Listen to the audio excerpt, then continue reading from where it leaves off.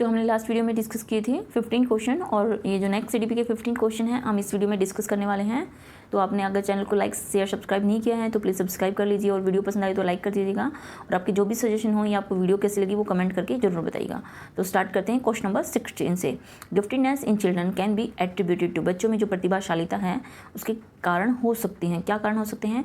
तो an interplay between heredity and environment, की आनुवंशिकता और वातावरण के बीच का एक अंतःक्रिया है, या फिर रिसोर्स रिच इन्वायरमेंट कि एक संसाधन समृद्ध वातावरण है, या फिर सक्सेसफुल पेरेंट यानी कि सफल माता पिता, या डिसिप्लिन्ड रूटीन की एक अनुशासित दिनचर्या। तो गिफ्टेडनेस जो होती है बच्चों में वो किसका वो होती है, किसके कारण से होती है? तो ये होती है interplay between heredity and environment. ठीक है, तो ये जो ऑप्शन 1 है हमारा बिल्कुल सही हो जाएगा कि it is an interplay between heredity and environment. तो नेक्स्ट आपके पास क्वेश्चन नंबर 17।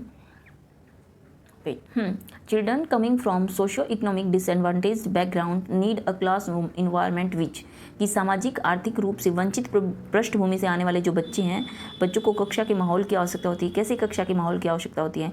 तो टीचेस दैम गुड बिहेवियर, कि उन्हें अच्छा व्यवहार सिखाता है, या फिर values and uses their cultural and linguistic knowledge, कि उनकी जो सांस्कृतिक और भाषाई ज्ञान को महत्व देता है और उनका उपयोग करता है। कैसे माहौल की आवश्यकता है ये पूछा गया है, या तो वो माहौल उनको अच्छा व्यवहार सिखाता हो, या फिर उनकी जो भी सांस्कृतिक उनका जो भी भाषाई ज्ञान है उसको महत्व देता हो और उसको उपयोग करता हो, या फिर ऑप्शन 3 है आपके पास कि उनकी भाषा के उपयोग को हतोत्साहित करता हो यानी कि डिस्करेज करता हो। ठीक है, और ताकि वे मुख्य धारा की भाषा सीख सकें। ठीक है, मेन स्ट्रीम लैंग्वेज को सिखाने के लिए हम उनकी जो लैंग्वेज है उसको क्या कर देंगे, डिस्करेज कर देंगे, या फिर बच्चों को उनकी क्षमताओं के आधार पर वर्गीकृत करना। तो बच्चों को वर्गीकृत करके यानी कि उनको हम कैटेगराइज करके कभी भी नहीं सिखा सकते हैं, और ऐसा माहौल कभी भी उनको बेटर नहीं बना सकता है। तो हमें क्या करना है, तो हमें उन्हें ऐसा माहौल देना है जहाँ पे उनकी जो वैल्यूज़ हैं उनको, उनके वैल्यूज़ को और uses their cultural and linguistic knowledge, की उनका जो भी कल्चर है और जो भी उनकी भाषाई ज्ञान है उसको हम उपयोग करें और उनको महत्व दें। ठीक है, तो ऑप्शन जो 2 है हमारे पास बिल्कुल सही आंसर हो जाएगा यहाँ पे। तो नेक्स्ट आपके पास question number 18। The environment needed for creative and talented children in the classroom rest on, कि कक्षा में सृजनात्मक और प्रतिभाशाली बच्चों के लिए आवश्यक जो हस्तक्षेप निर्भर करता है, किस पे निर्भर करता है? Uses of customized and stimulating instructional methods by the teacher, कि शिक्षक द्वारा अनुकूलित और प्रेरक निर्देशक तरीकों के उपयोग पर, या फिर giving extra time to them, कि उन्हें अतिरिक्त समय दिया जाने पर, बीइंग अफेक्शनेट टुवर्ड्स देम, कि उनके प्रति स्नेह होने के आधार पर, या फिर giving them the responsibility of teaching other children, कि उन्हें अन्य बच्चों को पढ़ाने की जिम्मेदारी देने पर। तो ये होता है आपका usage of customized and stimulating instruction method by the teacher, कि शिक्षक के द्वारा उनको अलग से जो अनुकूलित हैं या प्रेरक निर्देशक तरीकों का उपयोग किया जाए। ठीक है, तो इस चीज़ पर उनका बच्चों का लिए आवश्यक हस्तक्षेप निर्भर करता है। तो ऑप्शन 1 जो है हमारा वो बिल्कुल सही आंसर हो जाएगा यहाँ पे। तो देख लेते हैं नेक्स्ट क्वेश्चन नंबर 19। तो नेक्स्ट है question number 19। Which one of the following way is not a suitable way to help hyper active children, क्या बोला गया है कि ये कौन सा इनमें से सुटेबल वे नहीं है, एक अति संवेदनशील बच्चों को सिखाने में मदद करने के लिए उपयुक्त तरीका नहीं है, वो बताना है हमें। तो breaking up a task into small and manageable segment, तो ये तो सही है कि एक बच्चे को कार्य को छोटे छोटे और खंडों में तोड़कर देना, तो उससे जो हाइपर एक्टिव बच्चा होता है वो बिजी रहता है। या फिर offering alternative way of learning, की अधिगम के उसको वैकल्पिक तरीकों की पेशकश करना, या फिर including physical activity in their daily schedule, के उनके जो दैनिक कार्यक्रम है उनमें शारीरिक गतिविधियों का समावेश करना, तो ये भी सही तरीका है। ऑप्शन 4 है आपके पास। Reprimanding them often for being restless, कि बेचैन होने पर उन्हें अक्सर फटकार लगाना, तो ये बिल्कुल भी सुटेबल वे नहीं है। किसी भी संवेदनशील या हाइपर एक्टिव चिल्ड्रन को कुछ सिखाने में मदद करने के लिए आप उसको बेचैन होने पर फटकार लगाओगे तो वो और ज़्यादा बदतमीजी करेगा या आपकी बात को सुनेगा ही नहीं। तो हमें नॉट पूछा इसलिए हमारा आंसर बिल्कुल सही हो जाएगा। तो option 4 is the right answer. ठीक है, बेचैन होने पर अक्सर उन्हें फटकार लगाना, ये कोई तरीका सही नहीं है। ठीक है, नेक्स्ट आपके पास question number 20। Pattern of divergent thinking identify childrens who are, अलग अलग सोच वाले पैटर्न उन बच्चों की पहचान करते हैं जो, कौन सी सोच वाले बच्चों की पहचान करते हैं? जो डिसेबल्ड होते हैं यानी कि विकलांग होते हैं, डिसलेक्सिक होते हैं, डिसलेक्सिक, या फिर जो क्रिएटिव होते हैं यानी कि सृजनात्मक होते हैं, या रीसाइलेंट यानी कि प्रत्यास्थी होते हैं। तो पैटर्न ऑफ डाइवर्जेंट थिंकिंग जो अलग अलग पैटर्न के बारे में सोचने वाले बच्चे हैं, तो वो क्या होते हैं? सृजनात्मक होते हैं यानी कि क्रिएटिव चाइल्ड होते हैं ऐसे बच्चे। तो ऑप्शन जो 3 है हमारा बिल्कुल राइट आंसर यहाँ पे हो जाएगा। देखते हैं क्वेश्चन नंबर 21 है। विच one of the following does not describe the way in which a teacher can model problem solving for children in the classroom, कि निम्नलिखित में से कौन सा शिक्षक द्वारा कक्षा में बच्चों के लिए समस्या हल करने के तरीके का निर्माण या वर्णन नहीं कर सकता? कि प्रॉब्लम सॉल्विंग का जो तरीका है या फिर उसको हल करने का जो तरीका है उसका वर्णन नहीं करता है। तो ऑप्शन आपके पास गिवन है कि सबसे पहले कि किसी विशेष समस्या को हल करने के लिए अपने विचार प्रक्रियाओं को चर्चा करना है। तो ये तो बिल्कुल सही ऑप्शन है कि अगर हम कोई प्रॉब्लम सॉल्व कर रहे हैं तो समस्या को हल करने के लिए हमें अपनी जो थिंकिंग है या जो भी हमारे थॉट प्रोसेस है उसके बारे में हमें डिस्कस करना चाहिए। सेकंड है कि कुछ हल करते समय गलतियों को करने के लिए प्रति ईमानदार रहना। तो ये भी बिल्कुल सही है कि अगर हम कुछ कर रहे हैं तो गलतियां तो होंगी ऑब्वियसली, तो अपनी गलतियों के प्रति ऑनेस्ट होना वो भी सही है। थर्ड है कि सोच विचार परीक्षण और विभिन्न उत्तरों जैसे शब्दावली का प्रयोग करना। तो ये भी बिल्कुल सही है कि हमें यूज करना चाहिए कौन सी थिंकिंग, आइडियाज़ और ट्रायल एंड डिफरेंट आंसर्स। तो वो सारी चीज़ों को हम ट्रायल करते हैं कहाँ पे, प्रॉब्लम सॉल्विंग में। तो ऑप्शन 4 है आपके पास कि ask question with convergent answer, की अभिसरण उत्तर वाले प्रश्न पूछना। तो एक कन्वर्जेंट आंसर्स वाले प्रश्न को पूछना या ऐसे प्रश्न को पूछना जिसका एक ही उत्तर हो, तो वो प्रॉब्लम सॉल्विंग में बिल्कुल भी हेल्प नहीं कर सकता। ठीक है, ऐसे तरीकों का वर्णन हेल्प नहीं करता है। तो इसलिए हमारा ऑप्शन जो 4 है वो बिल्कुल सही हो जाएगा, क्योंकि हमें यही पूछा है कि जो समस्या हल करने के तरीके का वर्णन नहीं कर सकता। तो ऑप्शन 4 ठीक हो जाएगा यहाँ पे। नेक्स्ट है हमारे पास question number 22, which one of the following is an emotion. से निम्नलिखित में से कौन सा एक संवेग है या एक इमोशन है। तो फर्स्ट है मेमोरी, फियर, अटेंशन या स्टिमुलस। तो संवेग क्या होगा इनमें से, हमारा फियर, लव, ये क्या होते हैं, हमारे इमोशंस होते हैं। तो बिना ही कुछ डिस्कस किए ऑप्शन 2 जो हमारा फियर बिल्कुल राइट आंसर हो जाएगा, डर। ठीक है, नेक्स्ट आपके पास क्वेश्चन नंबर 23। हाँ, तो क्वेश्चन नंबर 23 क्या है कि ए 3-year-old child explain that milk is produced by a machine eight milk booth. कि एक 3 साल का बच्चा क्या बताता है कि दूध जो है बूथ पर एक मशीन द्वारा उत्पादित किया जाता है या उस पर मशीन द्वारा उत्पादन किया जाता है दूध का। तो इनमें से निम्नलिखित में से कौन सा बच्चे की समझ का सबसे अच्छा स्पष्टीकरण प्रदान करता है। तो ऑप्शन आपके पास गिवन है कि बच्चे को दुनिया का बहुत सीमित ज्ञान है, या फिर ऑप्शन 2 है बच्चे का जवाब दूध बूथ से दूध खरीदने के अनुभव पर आधारित है, या बच्चे ने गायों को कभी नहीं देखा है, या फिर ऑप्शन 4 है आपके पास कि बच्चे का परिवहन, एक मिनट, हाँ, बच्चे का परिवार बच्चे को प्रेरक वातावरण प्रदान नहीं करता है। तो जो बच्चा कुछ भी बोलता है तो वो अपने जो उसके पूर्व एक्सपीरियंस बोल सकते हो या पूर्व जो अनुभव होते हैं उनके आधार पर ही बोलता है। तो इसका जो हमारा आंसर होगा बिल्कुल राइट हो जाएगा ऑप्शन नंबर 2 कि बच्चे को जो जवाब है वो दूध बूथ से दूध खरीदने के अनुभव के आधार पर है, कि उसने पहले कभी देखा है अपनी फैमिली को वहाँ से दूध खरीदते हुए, तो उसको यही लगता है कि वहाँ से ही दूध आता है और वहीं पे प्रोड्यूस होता है। ठीक है, तो ऑप्शन 2 हमारा बिल्कुल राइट आंसर हो जाएगा। नेक्स्ट हमारे पास question number 24, which one of the following best describe a teacher role. के निम्नलिखित में से कौन सा शिक्षक की भूमिका सबसे अच्छा वर्णन करता है। तो ऑप्शन 1 है आपके पास कि कक्षा शिक्षक में शिक्षक की सबसे महत्वपूर्ण भूमिका अनुशासन को बनाए रखना है। जी नहीं, सिर्फ अनुशासन को बनाए रखना शिक्षक की भूमिका कैसे हो सकता है, तो ये तो होगा ही नहीं।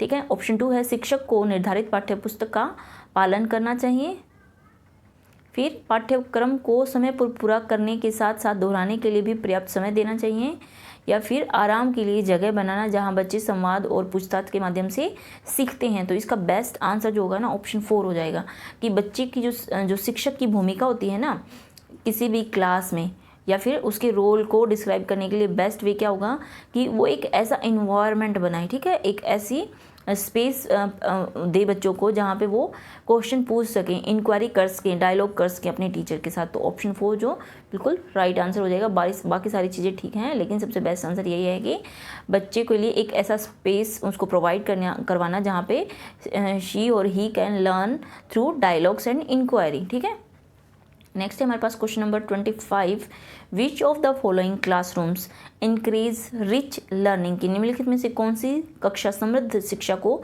प्रोत्साहित करती है, उसको एनकरेज करती है। तो क्या है हमारे पास ऑप्शन कि वह कक्षा जिसमें प्रदर्शित विभिन्न प्रकार की सामग्री बच्चों की पहुंच से परे हो ताकि सामग्री लंबे समय तक चलती रही। तो बिल्कुल गलत आंसर है। सामग्री हमेशा हम बच्चों को प्रोवाइड करवाते हैं ताकि वो उसके थ्रू भी सीख सकें, तो उनसे ही दूर रखेंगे तो फिर सामग्री लंबे समय तक चला के क्या बेनिफिट है। हमारा तो मेन एम तो बच्चे को ही पढ़ाना है ना, और वो उसी के लिए यूज नहीं हो रही है। तो नेक्स्ट है आपके पास कि वह कक्षा जिसमें खुली गतिविधि कोने हों और विभिन्न प्रकार के बाल साहित्य खुली ताक यानी कि शेल्फ में रखे हों जो दिन के किसी भी समय प्राप्त किया जा सकता है, ये भी ठीक है।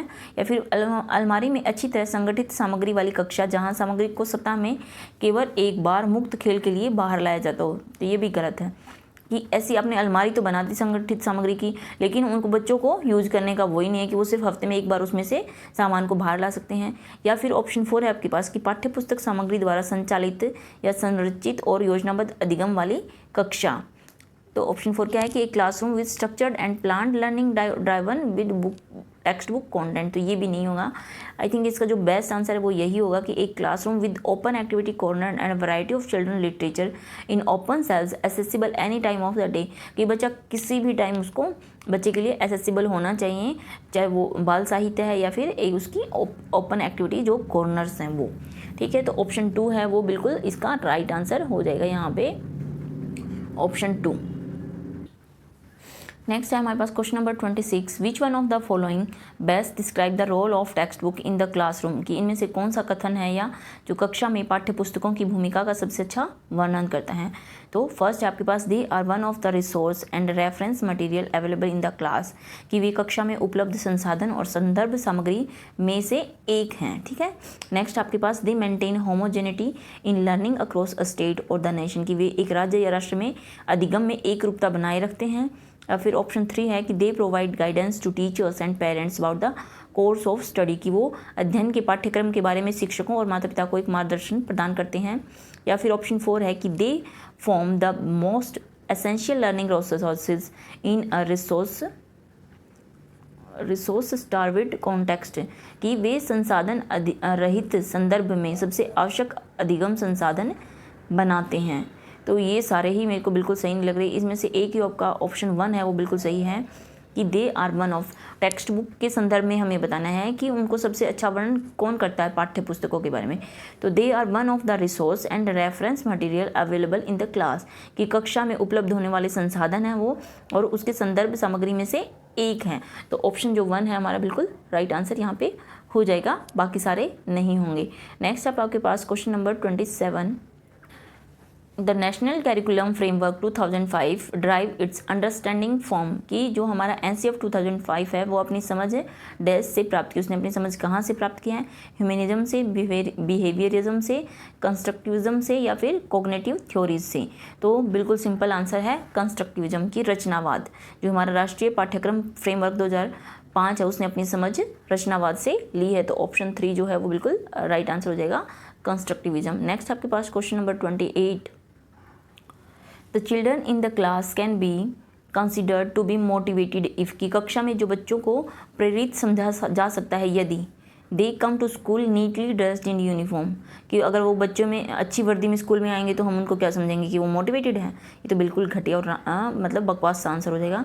दे maintain discipline in the class, कि वो कक्षा में अनुशासन बनाए रखें, मीन्स चुपचाप बैठे रहें बस तो वो मोटिवेटेड हैं। तो ये भी बिल्कुल गलत जवाब है। फिर all are regular in attendance, कि वो डेली आए हैं ना, सीखे ना सीखे कोई फ़र्क नहीं पड़ता, एक दूसरे से डिस्कस करें ना करें कोई फ़र्क नहीं पड़ता, बस वो रेगुलर आने चाहिए। तो ये भी बिल्कुल जवाब बकवास सा जवाब हो जाएगा। और नेक्स्ट ऑप्शन हमारे पास, they ask question seeking clarification from the teacher, कि वे शिक्षक से स्पष्टीकरण प्राप्त करने के लिए प्रश्न पूछते हैं। तो यही बिल्कुल हमारा राइट आंसर हो जाएगा कि किसी भी क्लास में बच्चों को तभी मोटिवेटेड या प्रेरित समझा जा सकता है जब वो बार बार बच्चों टीचर से क्या करते हैं, प्रश्नों के बारे में स्पष्टीकरण पूछते हैं और इंक्वायरी करते हैं। ठीक है, क्लैरिफिकेशन मांगते हैं कि ऐसे क्यों है क्यों नहीं है। तो इस तरह के बच्चे क्या मानते हैं, हम मोटिवेटेड हैं। ठीक है, तो ऑप्शन 4 जो हमारा यहाँ पे है बिल्कुल राइट आंसर हो जाएगा। नेक्स्ट आपके पास question number 29, which one of the following is the most suitable to improve children learning, की निम्नलिखित में से कौन सा बच्चों के अधिगम में सुधार करने के लिए सबसे अधिक उपयुक्त है। तो ऑप्शन 1 है आपके पास कि regular assessment should be conducted, की नियमित मूल्यांकन परीक्षा आयोजित की जानी चाहिए। या फिर teacher should explain the content using different example and illustrations, कि शिक्षक को विभिन्न उदाहरणों और चित्रों का उपयोग करके विषय की व्याख्या करनी चाहिए। या फिर ऑप्शन 3 है आपके पास, all type of learning material should be there in the class, कि सभी प्रकार का जो शिक्षण सामग्री वो कक्षा में होनी चाहिए। Teacher should facilitate children to interact with each other on real life situation. Option 4 क्या है कि शिक्षक को वास्तविक जीवन परिस्थितियों या स्थितियों पर बच्चों को एक दूसरे के साथ बातचीत करने में मदद करनी चाहिए। अब देखो पूछा क्या गया है कि कौन सा बच्चों में अधिगम में सुधार करने के लिए सबसे अधिक उपयुक्त है। तो बच्चों की लर्निंग को इम्प्रूव करना है तो इसके लिए सबसे ज़्यादा इंपॉर्टेंट क्या होगा, ऑप्शन नंबर 4 कि teacher should facilitate children to interact with each other, कि बच्चे एक दूसरे से बात करें किसके बारे में, जो उनकी डेली या रियल लाइफ की जो सिचुएशंस हैं उनके बारे में बातचीत करने के लिए टीचर को मदद करनी चाहिए। ठीक है, तो यही उनकी लर्निंग में इम्प्रूव करने के लिए सबसे बेस्ट वे होगा। तो ऑप्शन 4 यहाँ हमारा बिल्कुल राइट आंसर हो जाएगा। ठीक है, नेक्स्ट आपके पास क्वेश्चन नंबर 30 और आज की क्लास का मतलब लास्ट क्वेश्चन। तो अगर आपको वीडियो थोड़ी सी भी पसंद आई हो, कुछ इन्फॉर्मेटिव लगी हो तो प्लीज़ लाइक कर दीजिएगा, और अगर अच्छी लगी हो तो कमेंट भी कर सकते हैं, और अभी तक जिन्होंने सब्सक्राइब नहीं किया है वो प्लीज़ सब्सक्राइब तो ज़रूर कर लीजिएगा ताकि आपको और भी अच्छे अच्छे वीडियोज़ मिलते रहें। तो क्वेश्चन 30 क्या है हमारे पास, the discipline which has a significant role in a learning environment is of the kind which help, कि अनुशासन जो अधिगम वातावरण में एक महत्वपूर्ण भूमिका निभाता है किस तरह की मदद करता है, मीन्स कि अनुशासन जो है हमारी वो किस तरह की मदद करता है। तो फर्स्ट आपके पास है children to regulate and monitor their own learning, कि बच्चों को अपनी शिक्षा को विनियमित और मॉनिटर करने के लिए, या फिर टू क्रिएट साइलेंस की चुप्पी साधने के लिए, टीचर्स टू गिव इंस्ट्रक्शन के शिक्षक को निर्देशन देने के लिए या देने में, या फिर children rote memorize their lesson, कि बच्चे अपने पाठ को रट कर याद कर ले। तो ऑप्शन 4 बिल्कुल भी नहीं होगा रोट मेमोराइजेशन वाला, न ही शिक्षकों को निर्देश देने में या फिर चुप्पी साधने में होगा। ऑप्शन 1 है जो हमारा बिल्कुल सही हो जाएगा। क्या पूछा था कि अनुशासन तो किस प्रकार की भूमिका निभाता है वातावरण में या किस तरह से मदद करता है, तो childrens to regulate and monitor their own learning, कि बच्चों को अपनी शिक्षा को नियमित रूप से मॉनिटर करने के लिए वो हेल्प करता है। ठीक है, तो ऑप्शन 1 जो है हमारा बिल्कुल यहाँ पे राइट आंसर हो जाएगा। ओके, इस तरह से बता देते हैं। ठीक है, तो आई होप आपको ये वीडियो अच्छी लगी हो, अगर थोड़ी सी पसंद आई हो तो please subscribe my channel and thanks for watching.